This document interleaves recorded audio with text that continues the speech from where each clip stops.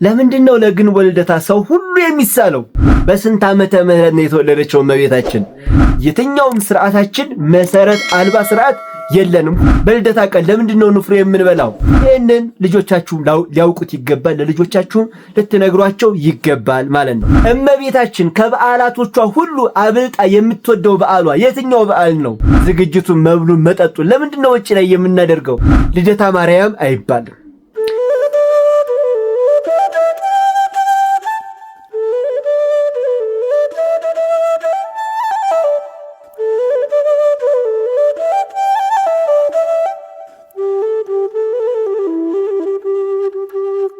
በስም አብ ወወልድ ወመንፈስ ቅዱስ አሃዱ አምላክ። ውድ ኦርቶዶክሳውያን፣ ውድ የቻናል የተከታታዮች ሁላችሁም እንደምን አላችሁ? ሰላም እግዚአብሔር ከኔም ከናንተ ጋራም ይሁን። እንኳን ለድንግል ማርያም የልደት በዓል በሰላምና በጤና አደረሳችሁ። እንኳን አብሮ አደረሰን ይባላል አይደል? ማለታችሁን እንዳትረሱ። ዛሬ በአጭር ቪዲዮ ነገር ግን በጣም ለእናንተ ወሳኝ በሆነ ቪዲዮ ነው የመጣሁት። እስከ መጨረሻው ታግሳችሁ እንድትሰሙኝ በትህትና ጠይቃለሁ። ታዲያ በዚህ ቪዲዮ ምን ልትነግረን ነው ካላችሁኝ፣ ስለ የድንግል ማርያምን የልደት በዓል ስናከብር ማወቅ ስላለብን 7 ነገሮች እነግራችኋለሁ። ስለምናደርጋቸው ስለ ስርዓቶቻችን ምሳሌዎቻቸው ምንድነው በጣም ልናውቃቸው የሚገቡ 7 ነገሮችን በዚህ ቪዲዮ እነግራችኋለሁ። የድንግል ማርያም በዓል ስናከብር ልናውቃቸው ስለሚገቡ ነገሮች ማለት ነው። ታዲያ እናንተም ለቻናሉ አዲስ ከሆናችሁ ማለት ነው በቅንነት በኦርቶዶክሳዊ ቅንነት ቻናሉን ሰብስክራይብ አድርጉና ጀምሩት። ሰብስክራይብ ስታደርጉ ሰብስክራይብ የምትለዋን ጽሑፍና እንደዚሁም የደወል ምልክቷን መጫናችሁን እንዳትረሱ። 4 ሰከንድ ብቻ ልስጣችሁ።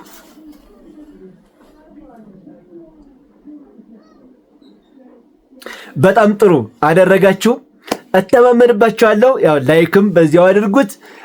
እንግዲህ እነዚህ 7 ነገሮች ምንድናቸው ካላችሁኝ፣ የመጀመሪያውና አንደኛው ልደስ ከስሙ እንነሳ፣ ልደታ ማርያም የምትሉ ሰዎች በደንብ አድርጋችሁ ስሙኝ። እንግዲህ ብዙዎቻችን ልደታ ማርያም ማለት ለምደናል። ነገር ግን ልደታ ማርያም አይባልም። ለምንድነው ካላችሁኝ፣ ልደታ ማርያም ማለት ሚኒንግለስ ነው፣ ምንም ትርጉም አልባ ነው። ልደታ ማለት መወለዷ ማለት ነው። ማርያም ማለት ያው ማርያም አይደል? አሁን አገጣጥሙት። ልደታ ማርያም ስትሉ ማርያም መወለዷ ትርጉም አይሰጥም አይደል? ማርያም መወለዷ።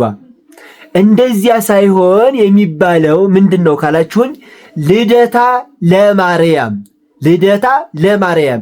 ይቺ የሚል ፍቻ አላት። ልደታ ለማርያም ሲሆን ምን የሚል ትርጉም አለው ካላችሁኝ፣ የማርያም መወለድ። አያችሁ፣ በአንድ ምንድነው ልደታ ለማርያም የማርያም መወለድ የሚል ትርጉም ይሰጣል ማለት ነው። ልደታ ማርያም ከሆነ ግን ትርጉም ስለሌለው፣ ስለዚህ ሁላችሁም ልደታ ማርያም የምትሉ ሰዎች ከዛሬ ቀን ጀምሮ አስተካክላችሁ ልደታ ለማርያም የድንግል ማርያም መወለድ የሚል ትርጉም ስላለው ልደታ ለማርያም ማለት አለባችሁ ማለት ነው። በጣም ጥሩ። የመጀመሪያው ይሄ ነው። ሁለተኛው ደግሞ ልናውቀው የሚገባው ምንድነው ካላችሁኝ፣ በዚህ ቀን ያለንን ፕሮግራም የምናደርገው በውጪ ነው። በውጪ ነው። ጎረቤት ከጎረቤቱ ተሰባስቦ ተጠራርቶ በጋራ ሆኖ አዋቶ ሁሉም ያለውን ማለት ነው ፕሮግራሙ ማታ ላይ ውጪ ላይ እናደርጋለን። አብረን እንበላለን፣ አብረን እንጠጣለን፣ እንሳላለን ምናምን። ለምንድነው ውጪ ላይ የምናደርገው? ዝግጅቱን፣ መብሉን፣ መጠጡን ለምንድነው ውጪ ላይ የምናደርገው ካላችሁኝ፣ ድንግል ማርያም የተወለደችው በሊባኖስ ነው። ሊባኖስ ትወጽእ መርዓት፣ ሙሽራይቱ ከሊባኖስ ትወጣለች ተብሎ በሰሎሞን እንደተነገረ ማለት ነው። ፍጻሜው ለድንግል ማርያም ስለሆነ የሰሎሞን ትንቢት ድንግል ማርያም የተወለደችው በሊባኖስ ነው። ታዲያ ለምንድነው በሊባኖስ የተወለደችው የሚለውን ባጭሩ እንመልከት። እንግዲህ እናቷ ሐና ናት። ያው የድንግል ማርያም እናትና አባት ኢያቄምና ሐና ናቸው፣ ያው ሁላችሁም እንደምታውቁት።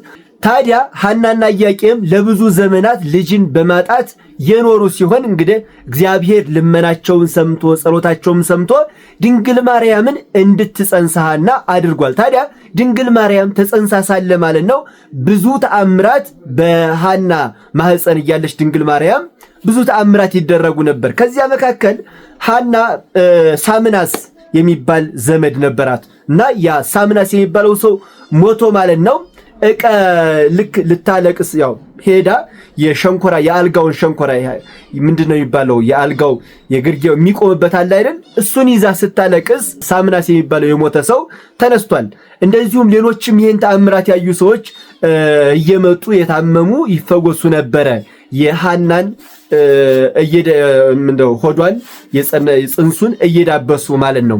ታዲያ ይሄንን ያዩ አይሁድ አሁን ምን አሉ መሰላቸው? ከነዚህ ዘር የተወለዱት እነ ሰሎሞን እነ ዳዊት 40 ዓመት እየቀጠቀጡ ገዝተውናል። ያው ሐና የዳዊት ዘር ስለሆነች ማለት ነው። ታዲያ ይሄ ደግሞ በማህፀን ያለው ገና በማህፀን ሳለ ይሄን ተአምራት ካደረገ ሲወለድማ ምን አድርጎ ሊገዛን ነው? ስለዚህ ካሁኑ ይሄን ጽንስ ማጥፋት አለብን፣ ሐናን መግደል አለብን ብለው ያስባሉ። ይሄን ሲያስቡ እግዚአብሔር ማለት ነው መልአኩን ቅዱስ ገብርኤል ልኮ ወደ ሊባኖስ ተራራ ኢያቄም ሐናን ይዟት እንዲወጣ አደረገ ማለት ነው። ታዲያ ሐና ማነው ቅዱስ ኢያቄም ቅድስት ሐናን ወደ ሊባኖስ ተራራ ይዟት ወጣ።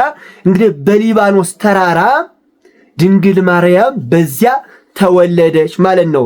ሊባኖስ ትወጽእ መርዓት ተብሎ ሙሽራይቱ ከሊባኖስ ትወጣለች ተብሎ እንደተነገረ በሊባኖስ ተወለደች ማለት ነው።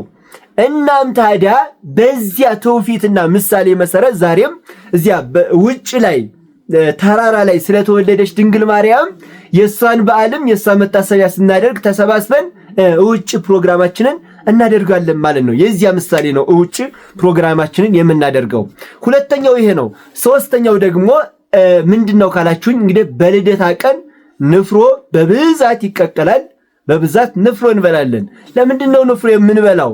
በልደታ ቀን ለምንድነው ንፍሮ የምንበላው ሲባል እንግዲህ እንደነገርኳችሁ ድንግል ማርያም በሊባኖስ ነው የተወለደችው። ሐናና ኢያቄም ደግሞ እንጀራ የለም ዳቦ የለም። ያ ምንድን ነበር ሲመገቡ የነበረው? እዚያ ንፍሮ ነው። ያው እህሉን ይዘው ሄደው ማለት ነው ንፍሮ እየቀቀሉ ሲመገቡ ስለነበረ ድንግል ማርያም ስትወለድ ማለት ነው። በዚያ ምሳሌ እኛም ዛሬ ያንን ትውፊት በማሰብ በልደቷ ቀን ንፍሮ እንቀቅላለን እንበላለን ማለት ነው እንጂ ዝም ብሎ የመጣ አይደለም። ሁሉም በነገራችን ላይ ኦርቶዶክሳውያን ልታውቁት የሚገባው የትኛውም ስርዓታችን መሰረት አልባ ስርዓት የለንም። ሁሉም ስርዓታችን መሰረት ያለው ነው ማለት ነው። ስለዚህ ይሄንን ልጆቻችሁ ሊያውቁት ይገባል፣ ለልጆቻችሁ ልትነግሯቸው ይገባል ማለት ነው እና በዚያ ምሳሌ አማካኝነት ንፍሮም እንቀቅላለን እንበላለን በልደቷ ቀን። ሶስተኛው ይሄ ነው። አራተኛው ደግሞ አድባር ምንድን ነው? በልደቷ ቀን እንግዲህ በድንግል ማርያም ልደት ቀን አድባር የሚል ነገር አለ። እንግዲህ ትርጉሙን ልንገራችሁ። በመጀመሪያ አድባር ማለት ተራሮች ማለት ነው። ደብር ተራራ ነው። ሲበዛ ደግሞ አድባር ተራሮች ማለት ነው። ታዲያ ይሄ ከልደቷ ጋር አድባር የሚነሳው ለምንድን ነው ሲባል አድባር ድንግል ማርያም በሊባኖስ ተራሮች ስለተወለደች ማለት ነው። አድባር በዚያ ይነሳል። ነገር ግን በገጠር ያሉ ሰዎች አድባርን እንደ ባዕድ አምልኮ ነው የሚጠቀሙት። ገጠር አድባር የሚባለው የሆነ ትልቅ ዛፍ በሰፈር ካለ እዚያ ጋር ይኬድና የልደቷ ቀን ማለት ነው ይታረዳል፣ ምን ይባላል፣ ይበላል፣ ይጠጣል። ከዚያም በኋላ ያንን ዛፉን አድባር እያሉ አንተ አድባር ተለመነን እንዳያድርግልን እያሉ እንትን ስለሚሉ ማለት ነው ባዕድ አምልኮ ስለሚጠቀሙበት ይሄ አይፈቀድም። በእርግጥ እግዚአብሔር ይመስገን አሁን ቀርቷል። ገጠር አካባቢ ዛሬም የሚኖርበት አካባቢ ሊኖር ይችላል። ነገር ግን ይሄ አግባብ አይደለም። አድባር ማለት ተራሮች ነው እንጂ ይሄ ባዕድ አምልኮን አይደለም ማለት ነው። አራተኛው ይሄ ነው። አምስተኛው ደግሞ እመቤታችን መቼ ነው የተወለደችው? በስንት ዓመተ ምህረት ነው የተወለደችው እመቤታችን? እንግዲህ ያው ብዙዎቻችን ልናውቀው እንችላለን። እመቤታችን የተወለደችው በዓመተ ምህረት አይደለም። ኋላ መቼ ነው ካላችሁኝ በዓመተ ፍዳ ነው እመቤታችን የተወለደችው። በ15 ዓመተ ፍዳ። ያው ዓመተ ፍዳ የሚባለው ቅድመ ልደተ ክርስቶስ ያለው 5500 ዘመን ነው። ዓመተ ምህረት ደግሞ ከክርስቶስ ልደት በኋላ ያለው ከ2018 አሁን እስካለንበት ማለት ነው። እና እመቤታችን የተወለደችው በዓመተ ፍዳ ነው። መቼ? በ15 ዓመተ ፍዳ ማለት ነው። እንግዲህ ዓመተ ፍዳው እንደምታውቁት ወደ ኋላ ነው የሚቆጠረው ኔጌቲቭ እንደ ኔጌቲቭ ማለት ነው። ያው የዕዳ ዘመን ስለሆነ እንደዚያ ነው፣ ወደኋላ ነው የሚቆጠረው እየቀነሰ ማለት ነው። ወደ ላይ ከቆጠራችሁ ደግሞ እንደ ዓመተ ምህረት በ5485 ዓመተ ፍዳ ማለት ነው። ስለዚህ ያን ጊዜ የተወለደችው ይሄ ታዲያ እንዴት ይታወቃል ካላችሁ ድንግል ማርያም ክርስቶስን የጸነሰችው በስንት ዓመቷ ነው? በ15 ዓመቷ ነው አይደል? ክርስቶስ ከተወለደ በኋላ ደግሞ ዓመተ ምህረት 1 ብሎ ይጀምራል። ስለዚህ ከዚያ በፊት 15 ዓመት መቀነስ ነው ባጭሩ ማለት ነው።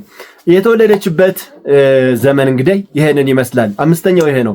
6ኛው ማወቅ ያለብን ምንድነው ሲባል እመቤታችን ከበዓላቶቿ ሁሉ አብልጣ የምትወደው በዓሏ የትኛው በዓል ነው? እንግዲህ እመቤታችን እንደምታውቋት የእመቤታችን በዓላት ስንት ናቸው? 33 ናቸው አይደል? በተአምረ ማርያም ሁልጊዜ እንደምንሰማው ማለት ነው። ታዲያ ከነዚህ ከ33ቱ በዓላት የትኞቹ ነው አብልጣ የምትወደው ሲባል እንግዲህ ይሄን የጠየቃት አንድ ባህታዊ ነው፣ ከባለሟልነቱ የተነሳ ማለት ነው።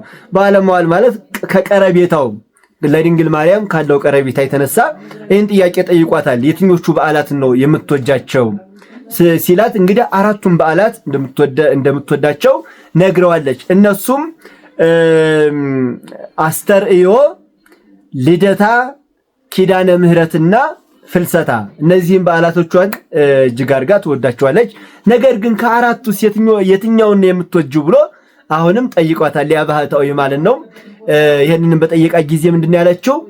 ከጨለማ ወደ ብርሃን የወጣሁበትን እናትና አባቴ ልጃቸው ሲሰቃዩ የኖሩበት ዘመን ያበቃበትን ልደቴን ከሁሉም አብልጬ እወዳለሁ ብላ ልደቷን እንደምትወድ ነግረዋለች ማለት ነው። ስለዚህ የድንግል ማርያም ልደቷን ማክበር ከበዓላቶቿ ሁሉ የበለጠውን በዓል ማክበር ነው ማለት ነው። ስለዚህ ልደቷ እጅግ ተወዳጅ የሆነ በዓል፣ እናትና አባቷ ከልጅ ማጣት ሐዘን የወጡበት ቀን።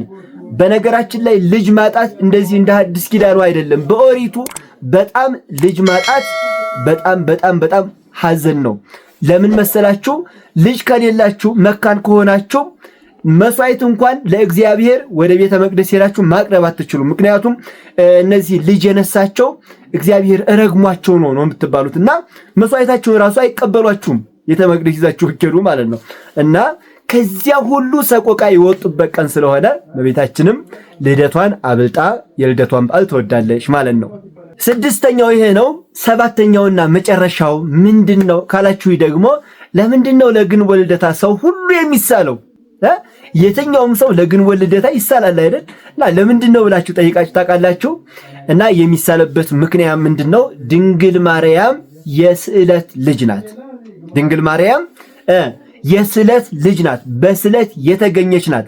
እና የሐናና የቅድስት ሐናና የቅዱስ ኢያቄም ስዕለት የሰመረበት ስዕለታቸው የተፈጸመበት ቀን ስለሆነ ድንግል ማርያም የኛንም ስዕለት ትስማን፣ የኛንም ስዕለት ትቀበለን፣ ለስዕለቷ የተሳልነውን ነገር ትፈጽምልን በማለት ሰው ሁሉ በድንግል ማርያም የልደት ቀን ይሳላል ማለት ነው። እሷም የስዕለት ልጅ ስለሆነች ማለት ነው። እና በዚህ አማካኝነት ነው ደግሞም ሁላችንም ስዕለታችን አይደርስልንም እንዴ? ይደርስልናል በእርግጠኝነት ነው የምላችሁና ሌላው እንግዲህ በጣም የሚገርማችሁ ነገር የተወለደችበትን ቀን ስታስቡት በጣም ይገርማል። እሷ የተወለደችው ከቤቷ ወጣ በሊባኖስ ተራራ ነው። ልጇንም ደግሞ የወለደችው በቤቷ ሆነ አይደለም። በየት ነው? እዚያ ለቆጠራ ሄዳ ለቆጠራ በሄደችበት። በጣም ነው የሚገርመውና የእናትና የልጁ መመሳሰል ማለት ነው። እና ልደቷ እንግዲህ ይሄንን ይመስላል። የእሷ ልደት እንግዲህ የእኛም ልደት ነው። ምክንያቱም እሷ ሰማይዋ ተወልዳ ፀሐይ ጽድቅ ኢየሱስ ክርስቶስን ወልዳልን ድነናል። እሷ መሶቧ ተወልዳ ህብስተ ሕይወት የሆነውን ኢየሱስ ክርስቶስን ወልዳልን በልተነዋል። እሷ ጽዋዋ ተወልዳ ማየ ሕይወት የሆነውን ኢየሱስ ክርስቶስን ወልዳለን ክርስቶስን ጠጥተነው ካለብን ሁሉ መከራ እንድናለንና የሷ ልደቷ ልደታችን ነው። ለዚህ ነው ታዲያ ኢያቄም ወሐና ወለዱ ሰማየ ሰማዮሙኒ አስረቀ ፀሐይ ይላል ቅዱስ ያሬድ። ኢያቄምና ሐና ሰማይን ወለዱ ኢያቄምና ሐና። ሰማይዋ ደግሞ ሰማዮሙኒ አስረቀ ፀሐይ፣ ያቺ ሰማይ ደግሞ ፀሐይን አወጣች። ፀሐይ የሚወጣው በሰማይ ላይ ነው። ያ ፀሐይ የተባለ ፀሐይ ጽድቅ የእውነተኛ ፀሐይ ኢየሱስ ክርስቶስ ነው። ክብርና ምስጋና ለስሙ ይሁን። ስለዚህ ልደቷ ምናችን ነው? ልደታችን ነው ማለት ነው። ሁላችሁም ኮሜንት ላይ ልደትሽ ልደታችን ነው እያላችሁ ጻፉልኝ። ሁላችሁም ልደትሽ ልደታችን ነው እያላችሁ ጻፉልኝ። ድንግል ማርያም የሁላችንንም ልመናችንን ትቀበለን፣ ትስማን፣ ከልጇ ከወዳጇ ታማልደን። እስከዚህ ስላዳመጣችሁኝ እጅግ አድርጌ አመሰግናለሁ፣ አከብራችኋለሁ። ሐሳብ አስተያየታችሁን ኮሜንት ላይ አስቀምጡልኝ። ቻናሉን ሁላችሁም ሰብስክራይብ እያደረጋችሁ እንድታበረታቱኝ እፈልጋለሁኝ። እጅግ አድርጌ አመሰግናለሁ፣ አከብራችኋለሁ። ክብር በሉልኝ። በድጋሚ እንኳን አደረሳችሁ።